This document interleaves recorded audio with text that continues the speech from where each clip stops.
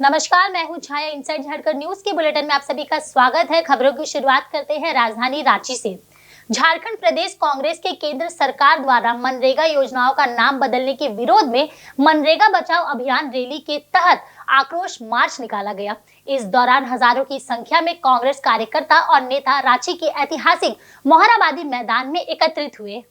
यहाँ राष्ट्रपति महात्मा गांधी की प्रतिमा के समक्ष प्रदेश कांग्रेस अध्यक्ष केशव महतो कमलेश ने सभी कार्यकर्ता और नेताओं को मनरेगा बचाने की शपथ दिलाई। इसके बाद कांग्रेस कोटे ने मंत्री, विधायक और सांसदों ने केंद्र की बीजेपी सरकार के खिलाफ जोरदार आक्रोश प्रदर्शन किया। हाथों में तख्तियां लिए कांग्रेस नेता नारेबाजी करते हुए लोक भवन की ओर मार्च करते नजर आए। इस दौरान काफी संख्या में कांग्रेस नेता और कार्यकर्ता मौजूद रहे। कांग्रेस विधायक ने कहा कि केंद्र सरकार पूरी तरह से मनमानी पर उतर आई है। यह सरकार सिर्फ नाम बदलने की राजनीति में माहिर है, जबकि जनता के विकास से जुड़े कोई मतलब नहीं है। उन्होंने साफ कहा कि कांग्रेस गरीबों का अधिकार किसी भी हाल में बीजेपी को छीनने नहीं देगी। केंद्र सरकार मनरेगा का जो अधिकार दिया गया, उससे जो लाभ या जो मजबूती या जो फायदा उन्हें ग्रामीण अर्थव्यवस्था पे दिख रहा है, उसका श्रेय कैसे लें, उसके लिए सिर्फ ये किया जा रहा है। मुझे बताइए, आज झारखंड का ही एग्जाम्पल लेके मैं कहना चाहूँगी कि जन कल्याणकारी योजना, चाहे वो अबू आवास हो, वाटरशेड के प्रोजेक्ट्स हो, या बिरसा हरित ग्राम हो, या अन्य जो मनरेगा के माध्यम से पोखर तालाब बनने की बातें हैं, उसमें हम लोग कन्वर्जेंस के माध्यम से जब मनरेगा से करें तो हमें बहुत सफलता मिली।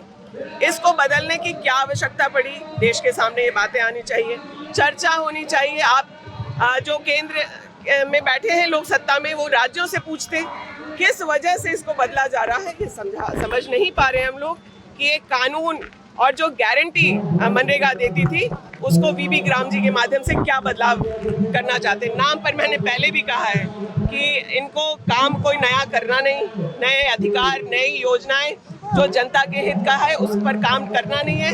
इन्हें इंदिरा आवास को बदल करके प्रधानमंत्री आवास कर लेना है, या तमाम ऐसी चीजें।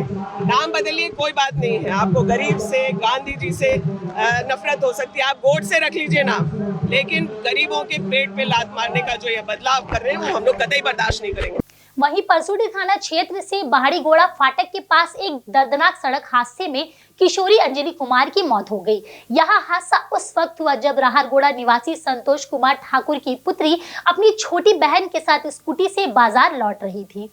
इसी दौरान राहरगोड़ा के साक्षी की ओर जा रही एक बस ने स्कूटी को अपने चपेट में ले लिया। हादसा इतना भीषण था कि मौके पर ही अंजलि ठाकुर की मौत हो गई, जबकि उसकी छोटी बहन गंभीर रूप से घायल है। घायल बच्ची को तुरंत टाटा मोटर्स अस्पताल ले जाया गया, जहां उसका उपचार जारी है।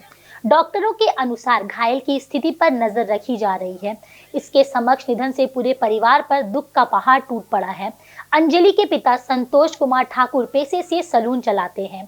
हादसे के बाद स्थानीय लोगों में भारी आक्रोश देखने को मिला। गुस्साए लोगों ने रेलवे ट्रैक और सड़क को जाम कर दिया और प्रशासन के खिलाफ नारेबाजी करना शुरू कर दी है। लोगों का कहना है कि बहाड़ीगोड़ा फाटक के पास आए दिन दुर्घटनाएं होती रहती है, लेकिन प्रशासन द्वारा कोई ठोस कदम नहीं उठाया जा रहा। वहीं परसुडी थाना पुलिस और प्रशासन की पूरी टीम घटनास्थल पर पहुंची। पुलिस ने स्थिति को नियंत्रण करने की कोशिश की और लोगों से बातचीत कर जाम हटाने का प्रयास किया।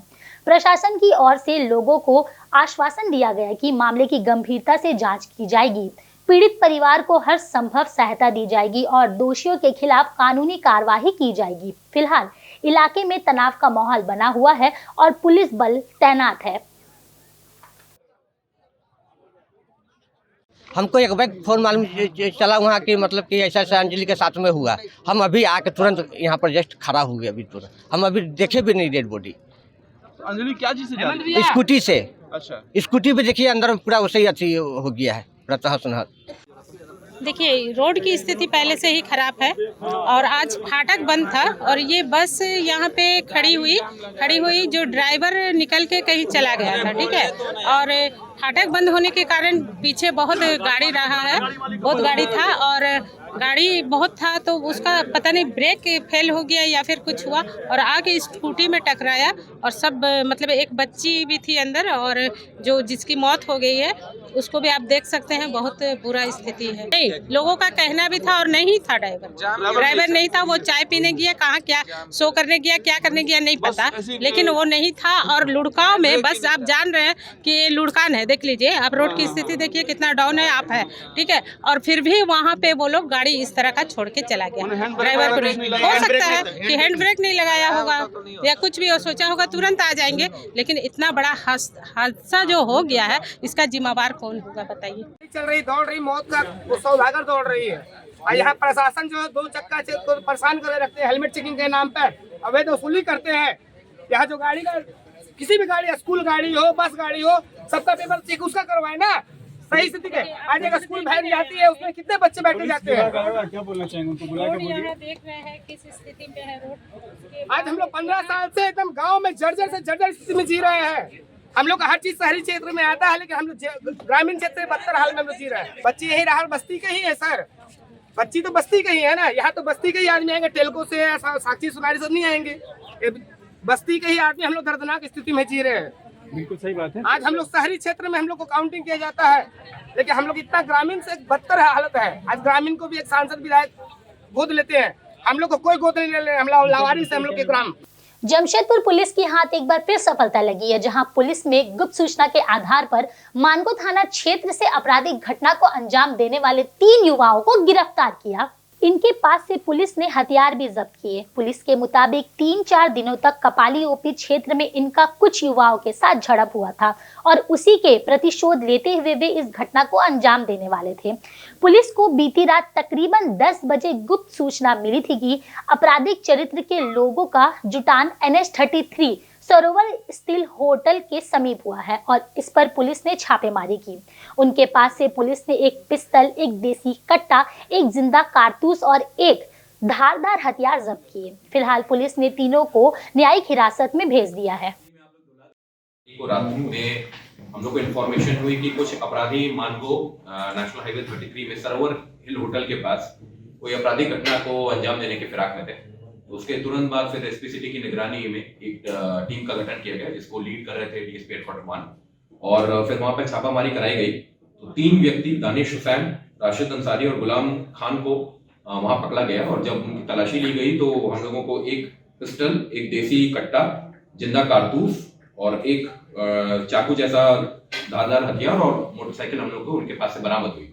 जब उनसे गहनता से पूछताछ की गई तो उनके द्वारा बताया गया कि कुछ दिन पहले ही कपाली में कुछ लोगों के साथ उन लोगों का विवाद हुआ था और हाथापाई भी हुई थी और उसी का प्रतिशोध लेने के उद्देश्य से ये लोग एक आपराधिक घटना कारित करने की प्लानिंग कर रहे थे। तो उनको फॉर्मली गिरफ्तार कर लिया गया है और इसमें से एक अपराधी है गुलाम खान, जिसका क्रिमिनल हिस्ट्री भी है। चांडिल कपाली ओपी के केस में ये जेल गया था, वो मर्डर केस था, वहां से वो बाहर निकला था और फिर ये घटना भी वो कारित करने की फिराक में था। जमशेदपुर के बिरसा नगर जोन नंबर 6 में स्थित जंगल में रविवार देर रात कारोबारी को लेकर 2 जुटों में हिंसा और झड़प हो गई। इस घटना में जुगसलाई पुराना बस्ती निवासी सोहेल अहमद की चापड़ से हत्या कर दी गई, जबकि उसका साथी अब्दुल सूफियाना गंभीर रूप से घायल है। घायल का इलाज MGM अस्पताल में चल रहा है।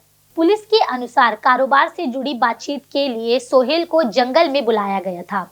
सौदे को लेकर विवाद बढ़ गया और अचानक हमला कर दिया गया। बीच बचाव में सूफियाना भी घायल हो गया, जो किसी तरह जान बचाकर थाने पहुंचा। पुलिस ने दोनों युवाओं को हिरासत में ले लिया और पूछताछ शुरू कर दी है। घटना स्थल से कपड़े और अन्य सामान जब्त किए गए। प्रारंभिक जांच में हत्या का कारण कारोबार से जुड़ा आपसी विवाद बताया जा रहा है। तो दोनों भाई चलेंगे साथ में, तो हम वही सामने उसको कॉल किए और कॉल करके बोले गाड़ी मिल गया, वो गाड़ी मेरा मांगा था। तो हम बोले ठीक है, हम गाड़ी दे तो नहीं सकते लेकिन साथ चल सकते हैं। तो वही गाड़ी लेके हम उसका घर पास नीचे आए, वो मेरे को बोला, वो बैठा मेरा गाड़ी में, बोला चल टेल को। मेरे को बहुत घुमाया, सांची पूरा घुमा रहा रोड। हम बोले भाई फादर का कॉल आ रहा है, मेरा फादर का कॉल आ रहा है, मेरे को जाने दे भाई घर। तो बेटा का 20 मिनट में आएंगे, 15 मिनट में आएंगे, आते आते कर करके ऐसे करके वहाँ मेरे को लड़का लोग आया, 4-5 तो टेल्को के अंदर घुसे, रोड में मिले तो मेरे से, हाँ तो उसका दोस्त था, हम एक बार जिंदगी में उससे मिले, टेल्को पार्क के अंदर मारा था, वो सोहेल लेके गया। सोहेल और अंदर घुसाने वाला वो 4 लड़का लोग। कौन को पहचानते हो किसी को? एक तो को जानते, विनीत नाम है, टेल्को ही मेरा, ये तो नहीं पता, हम तो आज तक उन लोग से लड़ाई झगड़ा नहीं। राजधानी रांची में आदिवासी बचाओ मोर्चा एवं अन्य आदिवासी संगठनों की संयुक्त प्रेस कॉन्फ्रेंस हुई। इस आयोजन संवाददाता सम्मेलन को संबोधित करते हुए वक्ताओं ने झारखंड पेशा नियमावली 2025 की तीखी आलोचना की। वक्ताओं ने कहा कि हेमंत सोरेन द्वारा दिसंबर 2025 में कैबिनेट से मंजूरी दी गई थी। यहां नियमावली पेशा एक्ट 1996 की मूल भावना और प्रावधानों का स्पष्ट उल्लंघन है। उन्होंने कहा कि कानून आधार पर उल्लंघन पेशा एक्ट परंपरागत कानून से सुसंगत राज विधान की मांग करता है, लेकिन नियमावली झारखंड पंचायत राज अधिनियम 2001 की धारा 131 के तहत बनी है, जो पेशा की धारा 4 का स्पष्ट उल्लंघन है। इसमें उच्च पंचायत एवं राज्य सरकार ग्राम सभाओं पर हावी हो सकती है। प्रेस कॉन्फ्रेंस बुलाने का मकसद स्पष्ट है। झारखंड सरकार ने 23 दिसंबर 2025 को मंत्रिपरिषद द्वारा जो पेशा नियमावली पारित की है और परसों इसको नोटिफिकेशन किया गया है, ये नियमावली पेशा कानून के मूल प्रावधानों को दरकिनार करते हुए राज्य नियंत्रित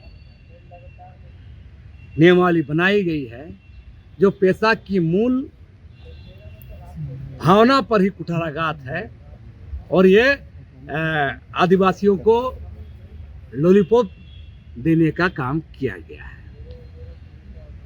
इस पूरे नियमावली को पढ़िएगा तो आप गौर कीजिएगा, कई सारे त्रुटियां हैं। जैसे आप जमीन अधिग्रहण का मामला, इस देश का सामान्य जो भूमि अधिग्रहण कानून है वो 70% लोगों को, किसानों की सहमति की बात करती है, जबकि ये पेशा एक शेड्यूल इलाका में स्पेशल सेंट्रल एक्ट है, उसके तहत नियमावली बनाना है, इसमें 1/3 33% कर दिया गया है। आप समझ सकते हैं। लघु वन उपज या माइनिंग वाला मामला में देखिएगा, ग्राम सभा के अधिकारों को कटौती करके, माने उसका जो बीटो था उसको खत्म कर दिया गया है।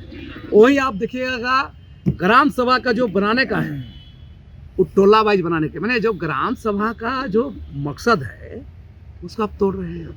राजधानी रांची में east zone inter university football tournament का आगाज हो गया है। यह टूर्नामेंट 5 जनवरी से 11 जनवरी तक बिरसा मुंडा फुटबॉल स्टेडियम में खेला जाएगा, जिसकी मेजबानी रांची यूनिवर्सिटी कर रही है, जिसमें 52 विश्वविद्यालयों के पुरुष फुटबॉल टीम हिस्सा लेगी। टूर्नामेंट में कुल 54 रोमांचक मैच खेलकर विजेता विश्वविद्यालय का चयन किया जाएगा। कुलपति प्रोफेसर धर्मेंद्र कुमार सिंह ने कहा कि पढ़ाई के साथ साथ खेल भी जरूरी है। सभी यूनिवर्सिटी से यहाँ बेहतर खिलाड़ी टूर्नामेंट में हिस्सा ले रहे हैं। सभी का मनोबल बढ़ाना है और रांची यूनिवर्सिटी मेजबानी कर रही है। ये ईस्ट जोन का आपका फुटबॉल टूर्नामेंट चल रहा है, जिसमें 52 यूनिवर्सिटीज भाग ले रही है। इससे अच्छा और क्या खुशी का पल हो सकता है। झारखंड एक स्पोर्ट्स लविंग स्टेट है। भारत सरकार का भी खेलो भारत खेलो इंडिया का भी चल रहा है, और हमारा झारखंड में आप जानते हैं अभी वहाँ सेमीफाइनल में भी हमारी जो महिलाएं हैं वहाँ पहुँची हुई है, गर्ल्स स्टूडेंट। तो इस तरह के आयोजन जो होता है, एक शिक्षा का उद्देश्य केवल मैंने रटना नहीं है, केवल डिग्री लेना नहीं है, उसका चहुमुखी विकास होना है। और न्यू एजुकेशन पॉलिसी में तो कहता है कि आपका होलिस्टिक डेवलपमेंट होना चाहिए, और गुड टीचिंग, गुड कहा जाता है स्टूडेंट वही है जिसका गुड कोऑर्डिनेशन है माइंड और बॉडी के बीच में। तो इस तरह का जो खेल का आयोजन है, ये एक अनुशासन लाता है, भाईचारा लाता है। आप बताइए, एक स्टेट के दूसरे स्टेट के बच्चे एक दूसरे से मिलेंगे, एक कल्चर ट्रांसफर होता है। हमारे जो भी स्टूडेंट आए हुए हैं अलग अलग यूनिवर्सिटी के, वो यूनिवर्सिटी के एम्बेसडर हैं, उस स्टेट के एम्बेसडर हैं। तो एक दूसरे से मिल के आपस में एक रिलेशनशिप डेवलप होता है। खेल जो है ना भावना है। वहीं बांग्लादेश में भी हिंदू समाज के साथ हिंसा की घटना को लेकर रांची में भी विरोध प्रदर्शन किया गया। रांची के अल्बर्ट एक्का चौक पर तिरंगा झंडा लेकर हिंदूवासी संगठन से जुड़े सैकड़ों लोग पहुंचे। प्रदर्शनकारियों ने बांग्लादेश का झंडा जलाकर अपना विरोध प्रदर्शन प्रकट किया और बांग्लादेश विरोध नारे भी लगाए। प्रदर्शनकारियों ने कहा कि बांग्लादेश में लगातार हिंदुओं पर अत्याचार हो रहा है, जिसे अब और बर्दाश्त नहीं किया जाएगा। उन्होंने भारत सरकार से मांग की है कि इस मामले में जल्द से जल्द कठोर कदम उठाया जाए। लोगों का कहना था कि बांग्लादेश सरकार हिंदुओं की सुरक्षा में पूरी तरह से नाकाम रही। जुलूस में शामिल लोगों ने केंद्र सरकार से सख्त कार्रवाई की अपील करते हुए कहा कि जिस तरह पाकिस्तान को ऑपरेशन सिंदूर के तहत जवाब दिया गया था, उसी तरह बांग्लादेश को भी करारा जवाब मिलना चाहिए। संघर्ष किया जा रहा है मोहम्मद यूनुस की सरकार के द्वारा, उसके खिलाफ आक्रोश है। और आक्रोश हम लोग जो रैली पहाड़ी मंदिर से निकल करके अल्बर्ट एक्का चौक पर समाप्त हो रहा है। भारत सरकार से हमारा मांग है, कुछ वर्ष पूर्व एनआरसी का शुरुआत हुआ था। एनआरसी के तहत वहाँ के हिंदुओं को लाकर पहले संरक्षित किया जाए, और जिस प्रकार पाकिस्तान को मुंहतोड़ जवाब दिया गया था सर्जिकल स्ट्राइक के माध्यम से, एयर स्ट्राइक के माध्यम से, बांग्लादेश को छोटा सा देश है, हम लोग के द्वारा बनाया गया देश, हमारा बच्चा, उसको तुरंत साफ करो, दीपू चंद को इंसाफ दो और बांग्लादेश को साफ करो। कि दीपू चंद्र दास, अमृत मंडल, कौन दास, सबका हिंदू का जो हत्या हुआ है, उसके विरोध में आज ये हम लोग आक्रोश रैली निकाले हैं। और हम भारत सरकार से मांग करते हैं कि जिस प्रकार पाकिस्तान को मुंहतोड़ जवाब दिया गया था, ऑपरेशन सिंदूर किया गया था, इसी प्रकार हिंदुओं को जो देखकर बांग्लादेश में मारा जा रहा है, ऑपरेशन हिंदू करे और बांग्लादेश को साफ करे। और ऐसा इन लोगों को औकात सिखाए कि कोई बांग्लादेशी हिंदू पर आंख उठाने का हिम्मत ना करे। आज ये मसाल जुलूस पहाड़ी मंदिर से हिंदू जागृत मंच के द्वारा निकाली गई है, जो हमारे हिंदू भाइयों का बांग्लादेश में हत्या किया जा रहा है, उनके घरों को जलाया जा रहा है। और हम चाहते हैं कि भारत सरकार कठोर से कठोर कार्रवाई करते हुए बांग्लादेश को साफ करे और यूनुस सरकार को साफ करे। अगर नहीं होता है तो हमको बोलिए, हम बांग्लादेश जाने के लिए तैयार हैं। और अपने जो भाई वहाँ पर हैं, जिनकी आए दिन रोज हत्या हो रही है, उनके व्यवसाय में व्यवधान डाला जा रहा है, उसकी सुरक्षा प्रदान की जाए। इसी को लेकर ये मसाल जुलूस निकाला गया है। सरायकेला में स्वास्थ्य सेवाओं को समाज के अंतिम व्यक्ति तक पहुंचने के संकल्प के साथ झारखंड सरकार के निर्देश पर जिले में प्रखंड स्वास्थ्य मेले का आयोजन किया गया। पूरे राज्य में यह अभियान 6 जनवरी से 10 जनवरी तक चलेगा, जिसका मुख्य उद्देश्य ग्रामीण क्षेत्रों में बेहतर चिकित्सा सुविधाएं सुलभ करवाना है। इसी कड़ी में सरायकेला खरसावा विभिन्न प्रखंड के लिए विशेष तिथियां निर्धारित की गई है। जानकारी के अनुसार 7 जनवरी को खरसावा और कुकुड़ प्रखंड में शिविर लगाए जाएंगे। वहीं 9 जनवरी को गम्हरिया, चांडिल, राजनगर, ईचागढ़, कुचाई और सरायकेला प्रखंड में स्वास्थ्य मेला आयोजित किया जाएगा। इस मेले में स्थानीय लोगों को एक ही छत के नीचे विशेषज्ञ डॉक्टरों की सलाह और सरकारी योजनाओं का लाभ मिलेगा। इस मेले में सामान्य जांच के अलावा मृत शिशु स्वास्थ्य, टीकाकरण, दांत चिकित्सा, आंखों की जांच और मोतियाबिंद स्क्रीनिंग जैसे महत्वपूर्ण सेवाएं निःशुल्क उपलब्ध होगी। स्वास्थ्य विभाग इस मेले के व्यापक प्रचार प्रसार में जुटा है ताकि अधिक से अधिक ग्रामीण इस अवसर का लाभ उठा सके। उद्देश्य यही है कि लोग जो दूर दराज गांव में रहते हैं, स्वास्थ्य विभाग के सभी प्रोग्राम से परिचित हो। और इस मेले में कम से कम प्रचार प्रसार हमारा सबसे जो एक सही कार्य योजना है उसको पूरा करना है, ताकि अंतिम व्यक्ति तक कम से कम ये जरूर समझे कि हमारे प्रखंड में कुछ हो रहा है। इसको लेकर के वो स्वास्थ्य मेला तक आए हैं। और विशेष करके ये जो हमारे 3 जिला है जहाँ पर कि आदिवासियों की संख्या अधिक है, यहाँ पर मेला का ही बहुत ही महत्वपूर्ण स्थान है। वहीं राजधानी रांची के ध्रुवा थाना क्षेत्र से 2 बच्चे कई दिनों से लापता हैं। दोनों बच्चे भाई बहन हैं, जिनकी तलाश न सिर्फ परिजन और स्थानीय लोग कर रहे हैं बल्कि पुलिस भी कर रही है। हालांकि अब तक बच्चों का कोई भी सुराग नहीं मिल पाया। आखिरी बार बच्चों को शुक्रवार को शाम 4 बजे देखा गया था, जब वह घर से बाहर निकले थे। ध्रुवा थाना क्षेत्र से लापता हुए बच्चों में अंश जिसकी उम्र 5 वर्ष है, जबकि अंशिका जिसकी उम्र 4 वर्ष है। दोनों बच्चे दोपहर 2:30 बजे घर से बाहर बिस्किट खरीदने के लिए निकले थे। हालांकि उसके बाद से वो घर नहीं लौटे। दोनों बच्चों को आखिरी बार शालीमार बाजार के पास शाम 4 बजे देखा गया था। इसके बाद से ही बच्चों की कोई जानकारी नहीं मिली। परिजनों और स्थानीय लोगों लगातार बच्चों की खोजबीन में जुटे हैं। मामले में परिजनों का रो रो कर बुरा हाल है। परिजन कुछ दिन पहले ही बिहार के पटना से आकर रांची में शिफ्ट हुए थे। वहीं पुलिस भी बच्चों की खोजबीन में जुटी है, लेकिन पुलिस को अब तक कोई जानकारी हाथ नहीं लगी। रांची के सिटी एसपी ने बताया कि बच्चों की जानकारी जुटाने में पुलिस पूरी तरीके से लगी हुई है। ये जो 2 बच्चे जो निकली थी, ये घर से किसी दुकान के लिए निकली थी। उसके बाद दुकान वो बंद मिली, तो उसके बाद वो आगे एक लगभग 200-300 मीटर दूर एक मैदान है, वहाँ चली गई है। 2 बच्चे हैं और उसके बाद फैमिली ने सर्च करने की कोशिश करी और फैमिली ने पुलिस को रात को इन्फॉर्म किया कि ऐसे ऐसे हमारे बच्चे गायब हो गए हैं। और फिर जो इन्फॉर्मेशन अब तक मिली उसमें ये है कि एक तो 4-4:30 बजे के आसपास बच्चों को वहीं मैदान के आसपास होते हुए देखा गया था। बच्चे जो हैं वो खुद का एड्रेस रांची नहीं बता पाते क्योंकि फैमिली जस्ट से 5-6 महीने पहले ही रांची में शिफ्ट हुई है।